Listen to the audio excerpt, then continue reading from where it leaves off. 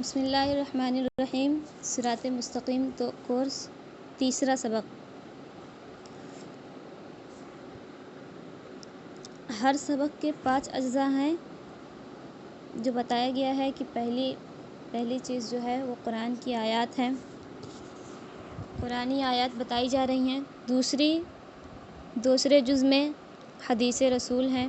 تیسری چیز ہے مسئلہ، اور چوتھا جز ہے عقیدہ۔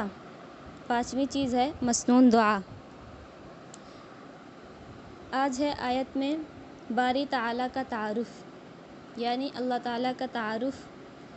ان آیات میں اللہ تعالیٰ نے اپنا تعارف کرایا ہے بندوں سے۔ بسم اللہ الرحمن الرحیم۔ الحمد للہ رب العالمین۔ تمام تعریفیں اس اللہ کے لیے ہے جو تمام جہانوں کا رب ہے۔ الرحمن الرحیم، جو بڑا مہربان نہایت رحم والا ہے۔ مالک یوم الدین، جو روز جزا کا مالک ہے، یعنی قیامت کے دن کا مالک ہے۔ ایاک نعبد و ایاک نستعین، اے اللہ ہم آپ کی بندگی کرتے ہیں، آپ کی عبادت کرتے ہیں اور آپ ہی سے مدد چاہتے ہیں، مدد مانگتے ہیں۔ اب پہلی 3 آیتوں میں اللہ تعالیٰ کی حمد و ثنا بیان کی گئی ہے، اور چوتھی آیت میں اللہ تعالیٰ کی تعریف بھی بیان کی گئی ہے اور اللہ تعالیٰ سے مدد کی درخواست بھی کی گئی ہے۔ پہلی آیت میں کہا گیا ہے تمام تعریفیں اس اللہ کے لیے ہے جو تمام جہانوں کا رب ہے۔ اب تمام تعریفیں اللہ کے لیے ہیں، یہ کیوں کہا گیا ہے؟ تمام تعریفیں اللہ کے لیے ہیں، یعنی ہر اعتبار سے جو بھی چیز قابل تعریف ہے، تمام تعریفیں اللہ کے لیے، اس میں اللہ کی قدرت موجود ہے۔ اور اس کی وجہ کیا ہے؟ رب العالمین، جو تمام جہانوں کا رب ہے، تمام جہانوں کو پالنے والا ہے۔ رب کہتے ہیں پالنے والا، پرورش کرنے والا۔ اور پرورش کرنا اسے کہتے ہیں جو ہر اعتبار سے آپ کی ضرورت پوری کرے، جو ہمیں پیدا ہونے سے لے کر موت تک ہر اعتبار سے جس چیز کی ضرورت ہوتی ہے اللہ تبارک و تعالیٰ پوری کرتے ہیں۔ اسی وجہ سے تمام تعریفیں اس اللہ کے لیے جو تمام جہانوں کا رب ہے۔ اور تمام جہانوں کا رب ہے، تمام جہانوں کی تعریف بہت لمبی ہے۔ اس کو مختصر سمجھا جائے تو عام طور پہ کہا جاتا ہے 3 جہان ہیں۔ ایک جہان ہے عالم دنیا، ایک ہے عالم برزخ، اور ایک ہے عالم آخرت، عالم قیامت۔ عالم دنیا اسے کہتے ہیں کہ انسان کے پیدا ہونے سے لے کر موت تک کے تمام حالات کو عالم دنیا کہیں گے۔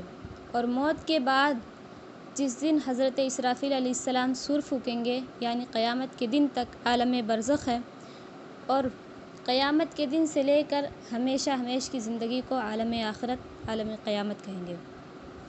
الرحمن الرحیم، جو بے حد مہربان اور نہایت رحم کرنے والا ہے۔ اس میں اللہ تعالیٰ کی حمد و ثنا بیان کی گئی ہے کہ اللہ تعالیٰ بے حد مہربان اور نہایت رحم کرنے والے ہیں۔ انسان چاہے کتنا گناہ کرے، لاکھ نافرمانی کرے، اگر اللہ تعالیٰ سے ایک مرتبہ معافی مانگ لے، اللہ تعالیٰ اسے معاف فرما دیتے ہیں۔ مالک یوم الدین، جو روز جزا کا مالک ہے، قیامت کے دن کا مالک ہے۔ اس کا مطلب یہ ہے کہ اس دن ہر چیز کا مالک صرف اللہ ہوگا۔ اس دن تمام چیزوں کا حساب لیا جائے گا۔ وہ یوم الدین، وہ روز جزا کا دن ہے، بدلے کا دن ہے۔ اس دن ہر شخص سے بدلہ ہر شخص کو ملے گا۔ قیامت کے دن کہا گیا ہے فَمَن يَعْمَلْ مِثْقَالَ ذَرَّةٍ خَيْرًا يَرَهُ وَمَن يَعْمَلْ مِثْقَالَ ذَرَّةٍ شَرًّا يَرَهُ۔ اگر کوئی شخص ذرہ برابر بھی نیکی کرے گا، بھلائی کرے گا، اچھائی کرے گا تو اسے دیکھے گا، اور اگر کوئی شخص ذرہ برابر بھی برائی کرے گا، شر کرے گا تو وہ اسے دیکھے گا۔ اور قیامت کے دن ہر چیز کا حساب ہوگا، یہاں تک کہ سینگ والی بکری کو بے سینگ والی بکری کو بھی حساب دینا ہوگا، اس کا بدلہ دیا جائے گا۔ ایاک نعبد و ایاک نستعین، اے اللہ ہم آپ کی بندگی کرتے ہیں، آپ کی عبادت کرتے ہیں اور آپ ہی سے مدد چاہتے ہیں۔ اس آیت میں بتایا گیا ہے کہ ہمیں اللہ کی بندگی اور عبادت کرنی ہے، اور اگر کسی چیز کی ضرورت ہو تو صرف اللہ تبارک و تعالیٰ سے ہی مانگیں۔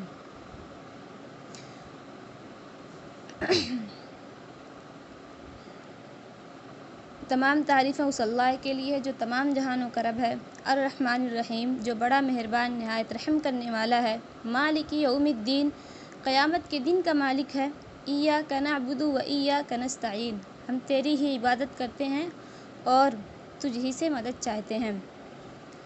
نمبر 2، حدیث یہاں پر بتایا گیا ہے آج 40 احادیث یاد کرنے کی فضیلت، یعنی اگر کوئی شخص 40 حدیث یاد کرتا ہے تو اسے کیا بدلہ دیا جائے گا۔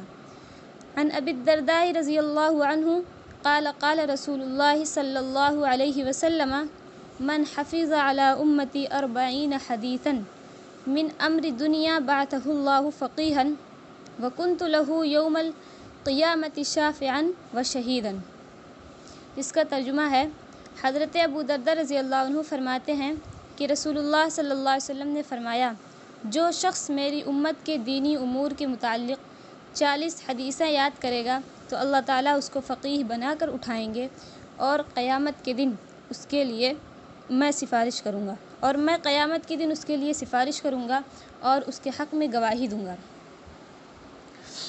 یعنی اس حدیث کا مطلب یہ ہے، رسول اللہ صلی اللہ علیہ وسلم نے فرمایا کہ میری امت میں اگر کوئی شخص 40 حدیثیں یاد کرتا ہے، دینی امور کے متعلق 40 حدیثیں یاد کرے گا تو اللہ تعالیٰ اس کو فقیہ بنا کر اٹھائیں گے۔ فقیہ اسے کہتے ہیں جو شخص دینی احکام اور مسائل میں اچھی جانکاری، اچھا علم رکھتا ہو اور اس کو اچھی طرح بیان کر سکتا ہو، اس شخص کو فقیہ کہتے ہیں۔ اور آگے فرمایا رسول اللہ صلی اللہ علیہ وسلم نے، اور میں قیامت کے دن اس کے لیے سفارش کروں گا۔ اب بتائیے اس سے بڑی خوش نصیبی کیا ہو سکتی ہے کہ رسول اللہ صلی اللہ علیہ وسلم خود قیامت کے دن سفارش کریں گے، جس دن نفسی نفسی کا عالم ہوگا۔ اس دن بھائی بھائی کو نہیں پہچانے گا، ماں اپنے دودھ پیتے بچے کو نہیں پہچانے گی، جبکہ اس دنیا میں سب سے زیادہ چاہنے والی ذات ماں ہوتی ہے۔ اس دن رسول اللہ صلی اللہ علیہ وسلم سفارش کریں گے اور اس کے حق میں گواہی دوں گا، اور اس کے حق میں رسول اللہ صلی اللہ علیہ وسلم گواہی دیں گے کہ ہاں اس نے 40 حدیثیں یاد کی تھیں۔ اب بتائیے کتنا آسان کام ہے اور کتنا اچھا بدلہ ہے۔ صرف 40 حدیثیں یاد کرنی ہیں۔ اگر آپ چاہیں تو اپنے سبق سے روز آنا 1 حدیثیں یاد کریں، ایک حدیث روز یاد کریں، 40 دن کا کورس ہی ہے، 40 حدیث بھی یاد ہو جائیں گی اور بدلہ بھی آپ کو مل جائے گا۔ قیامت کے دن رسول اللہ صلی اللہ علیہ وسلم خود سفارش کریں گے۔ اس سے بڑھ کر خوش نصیبی اور کچھ ہو ہی نہیں سکتی۔ نمبر 3، عقیدہ عموم قدرت و تقدیر باری تعالی۔ عموم قدرت باری تعالی اسے کہتے ہیں اللہ تعالیٰ اپنے کیے ہوئے فیصلوں کو تبدیل کرنے پر قادر ہیں، اگرچہ وہ اپنے فیصلوں کو بدلتے نہیں ہیں۔ یعنی اللہ تعالیٰ جو کام کرتے ہیں، جو فیصلے اللہ تعالیٰ نے کیے ہیں، اللہ تعالیٰ ان کو بدلنے پر قادر ہیں، یہ ہمارا عقیدہ اور ایمان ہونا چاہیے۔ اگرچہ اللہ تعالیٰ ان کو نہیں بدلتے، وہ اللہ تعالیٰ کی حکمت اور مصلحت ہے۔ تقدیر باری تعالیٰ کہتے ہیں اللہ تعالیٰ کے علم میں تھا کہ وہ بندے کو اختیار دیں گے تو بندہ اپنے اختیار سے یہ کام کرے گا، یہ علم الہی ہوا۔ اور اللہ نے لکھ دیا کہ بندہ یہ کام کرے گا، یہ امر الہی ہوا۔ اب علم الہی امر الہی کے خلاف ہو یا امر الہی علم الہی کے خلاف ہو، اس کا مطلب یہ ہے کہ اللہ تعالیٰ کے علم میں تھا کہ ہم بندے کو اختیار دیں گے تو بندہ اپنے اختیار سے یہ کام کرے گا، اس چیز کا نام ہے علم الہی، اور اللہ نے لکھ دیا ہے کہ بندہ یہ کام کرے گا، یہ امر الہی ہے۔ 2 چیزیں ہیں، علم الہی اور امر الہی۔ اب علم الہی امر الہی کے خلاف ہو یا امر الہی علم الہی کے خلاف ہو، ایسا نہیں ہو سکتا۔ یعنی امر الہی اور علم الہی دونوں چیزیں ایک جیسی ہوں گی۔ تو تقدیر صرف علم الہی کا نام نہیں، بلکہ تقدیر علم الہی اور امر الہی کے مجموعے کا نام ہے۔ یعنی جو چیز اللہ تعالیٰ نے بندے کے اختیار میں لکھی ہے کہ بندہ اپنے اختیار سے کرے گا، اور جو چیز اللہ تعالیٰ نے لکھ دیا ہے کہ بندہ یہ کام کرے گا، دونوں چیز امر الہی اور علم الہی دونوں چیز تقدیر کے مجموعے کا نام ہے، اس کا نام تقدیر ہے۔ ایسا نہیں ہے کہ علم الہی کچھ اور ہو، یعنی اللہ تعالیٰ کچھ اور چاہ رہے ہوں اور بندے کا اختیار کچھ اور ہو، دونوں چیز ایک جیسی رہے گی۔ یہ ہمارا عقیدہ اور ایمان ہونا چاہیے۔ چوتھی چیز مسئلہ ہے جھوٹے پانی کا احکام۔ انسان یا جانور کے پینے کے بعد برتن وغیرہ میں جو پانی بچ جاتا ہے اسے جھوٹا پانی کہتے ہیں۔ اب یہاں تعریف بھی بتا دی گئی ہے کہ جھوٹا کسے کہتے ہیں۔ انسان یا جانور کے پینے کے بعد برتن وغیرہ میں جو پانی بچ جاتا ہے اسے جھوٹا پانی کہتے ہیں۔ نمبر 1، انسان کا جھوٹا پاک ہے، چاہے مرد ہو یا عورت، مسلمان ہو یا کافر، پاک ہو یا ناپاک، یعنی جنبی، حائضہ، نفاس والی۔ ہاں اگر کسی انسان کے منہ میں کوئی نجس چیز لگی ہوئی ہو جیسے شراب، تو اب اس کا جھوٹا ناپاک ہوگا۔ یہاں پہلی چیز یہ بتائی گئی ہے کہ انسان کا جھوٹا پاک ہے، چاہے مرد ہو یا عورت، کوئی بھی ہو، مسلمان ہو یا کافر، پاک ہو یا ناپاک، یعنی ہر شخص کا جھوٹا پاک ہے۔ ہاں اگر کسی شخص کے منہ میں کوئی نجاست لگی ہے، کوئی ناپاک چیز لگی ہے جیسے شراب، تو اب اس شخص کا جھوٹا ناپاک ہے۔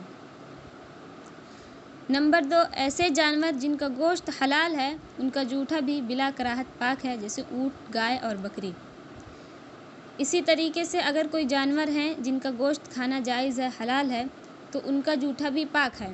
ہاں اگر ان کے منہ میں کوئی ناپاک چیز لگی ہو، کوئی نجس چیز لگی ہو، تو ان کا جھوٹا بھی ناپاک ہے، لیکن اگر ان کے منہ میں کوئی ناپاک اور نجس چیز نہیں لگی ہوئی ہے تو ان کا جھوٹا پاک ہے بلا کراہت۔ نمبر 3، گھوڑے کا پسینہ، لعاب اور جھوٹا بھی بلا کراہت پاک ہے۔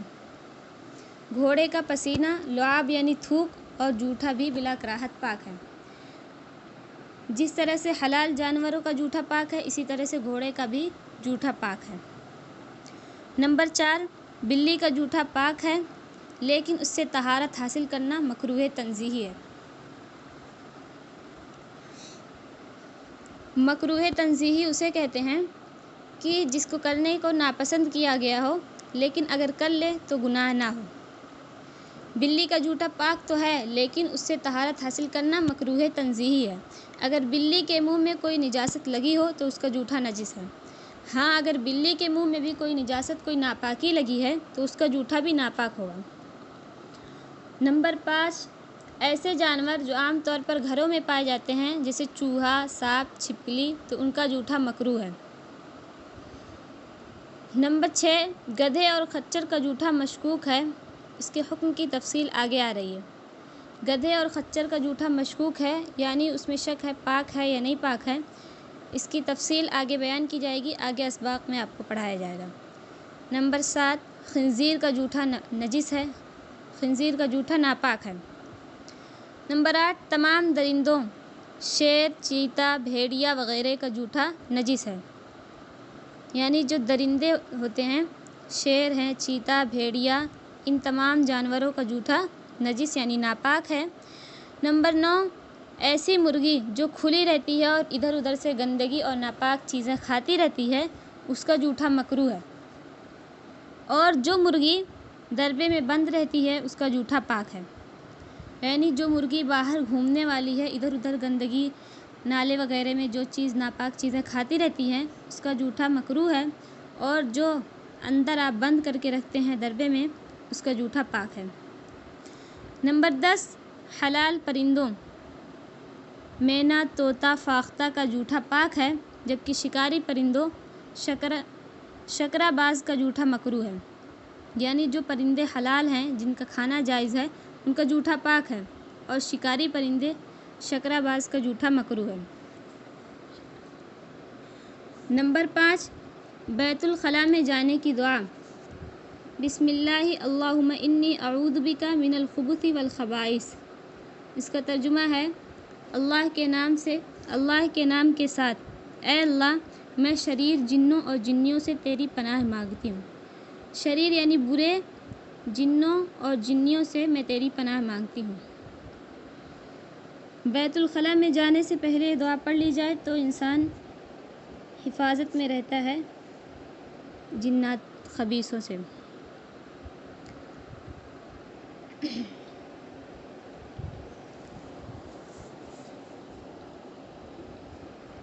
तीसरा सबक मुकम्मल हुआ।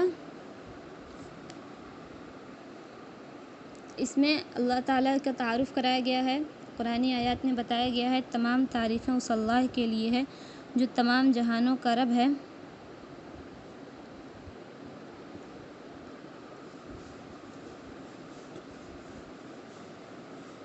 और जो बड़ा मेहरबान निहायत रहम करने वाला है, क़यामत के दिन का मालिक है। ए अल्लाह, हम तेरी ही इबादत करते हैं और तुझी से मदद चाहते हैं। इन आयत में अल्लाह ताला का तारुफ़ कराया गया है।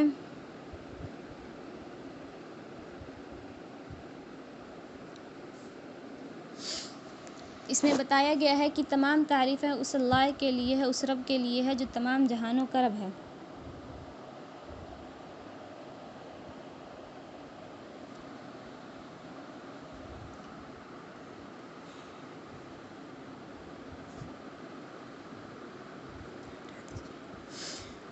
हदीस है 40 अहादीस याद करने की फ़जीलत, यानी अगर कोई शख्स 40 हदीस याद करता है तो अल्लाह ताला उसको फ़क़ीह बना कर उठाएंगे और क़यामत में रसूलुल्लाह सल्लल्लाहु अलैहि वसल्लम उसकी सिफारिश करेंगे और उसके हक़ में गवाही देंगे।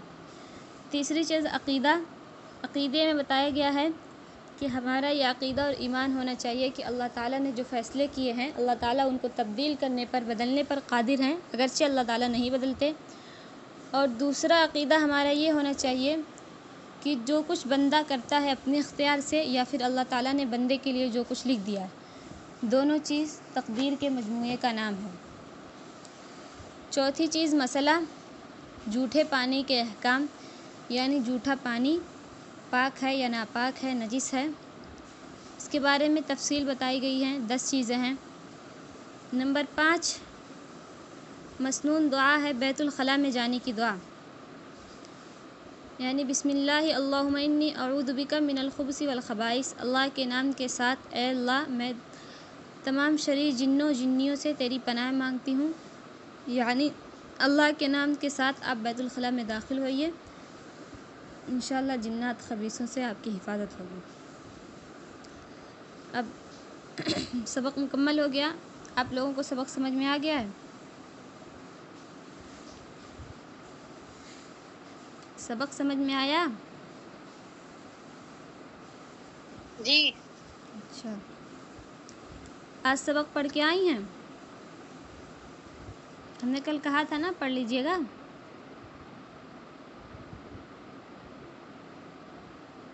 जी, 3 सबक मुकम्मल हो चुके हैं। तीनों सबक याद है सबको?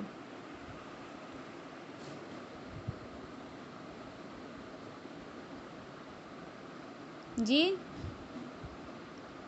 3 सबक में आपने क्या क्या पढ़ा है? ऐसे तो नहीं बता पाएंगे, पीडीएफ देखना पड़ेगा। जी, अब तीनों सबक कल सुना जाएगा, पहले कल सबक नहीं पढ़ाया जाएगा। पहले तीनों सबक सुनना है, जी। उसके बाद सबक आगे होगी, वरना रोज़ाना पढ़ते चले जाएंगे, पीछे भूल जाएंगे, फ़ायदा क्या होगा पढ़ने का। हाँ जी, सबक पढ़ना भी है, उसको याद करना भी है, उस पर अमल भी करना है। 3 चीज़ें करनी हैं। जी, ठीक है। जी, ऐसा नहीं है कि सिर्फ सबक सुन लिया हो गया। जी, देख कर सुनाने हैं या? नहीं, देख के ही सुनाना है। बस आपको मालूम होना चाहिए हमने ये पढ़ा है, ये मसला पढ़ा है, ये आयत पढ़ी है, इसका ये मतलब है। जैसे पहली आयत आपने पढ़ी है कि कुरान करीम तिलावत करने से पहले औज़ुबिल्लाह पढ़िए, फिर दूसरी आयत पढ़ी है बिस्मिल्लाह पढ़ना है, तीसरे में अल्लाह ताला का तारुफ़ किया गया है। तो आपको मालूम होना चाहिए ना आपने क्या पढ़ा है। अब ऐसे पढ़ते चले जाएं, पीछे भूल जाएं, क्या फ़ायदा। और उस पर अमल भी हो तब नहीं भूल पाएंगे इंशाअल्लाह। जी जी, ठीक है, इंशाअल्लाह सुनाते हैं हम आपको। तीनों सबक कल सुनाना है। जी, ठीक है। जी, और जो मसनून दुआ पढ़ाई जा रही हैं आप लोग उसको पढ़िए। सोने की दुआ पढ़ाई गई है, सोकर उठने की, बैतुल खला में जाने की। कल इंशाअल्लाह दूसरी दुआ रहेगी। तो ये सारी दुआ पढ़ते रहेंगे, हिफाजत भी रहेगी।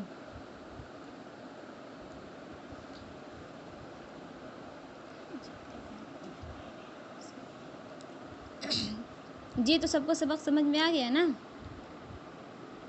जी हाँ, ये समझ में आ गया है। जी, جی السلام علیکم ورحمۃ اللہ وبرکاتہ. اب انشاءاللہ وعلیکم کل السلام سبق ہوگا. ورحمۃ اللہ وبرکاتہ. ہوں. وعلیکم السلام ورحمۃ اللہ وبرکاتہ.